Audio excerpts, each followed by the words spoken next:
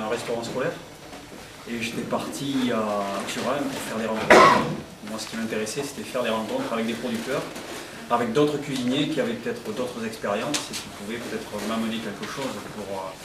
je suis toujours en train de batailler pour essayer d'avoir des produits locaux, avec les petits budgets que l'on a, essayer quand même de trouver...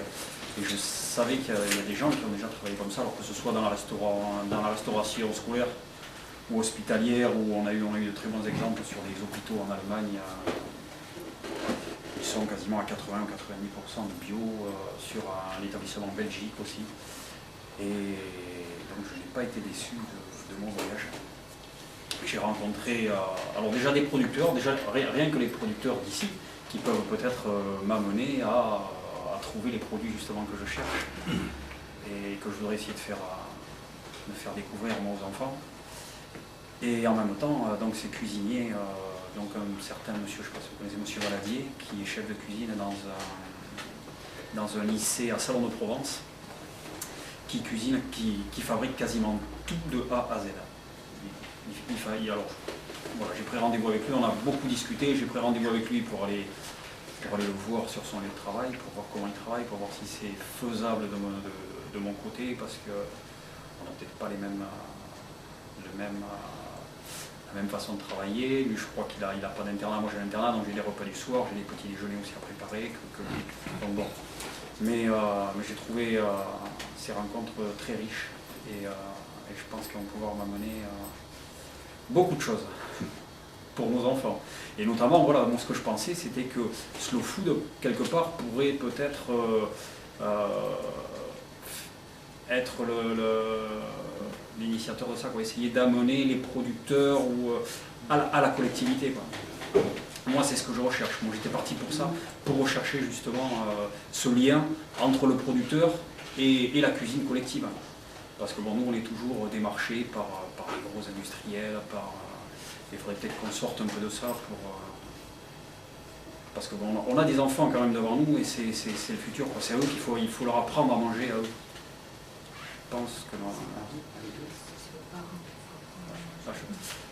Oui, mais bon, même aux parents, mais bon, si déjà aux enfants on leur apprend, qui rentrent à la maison et puis l'enfant il dit tiens j'ai goûté ça à la cantine cette semaine, c'était pas mauvais, est-ce que ça va peut-être faire réfléchir aussi les parents bon, moi ils sont déjà assez grands, il faudrait les prendre à l'école primaire.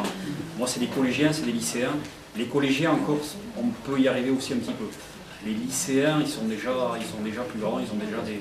formatés. Ils sont déjà un peu formatés. Mais ils ont quand même l'esprit ouvert. Ils refusent rien. Ils veulent goûter. Il n'y a aucun souci là-dessus.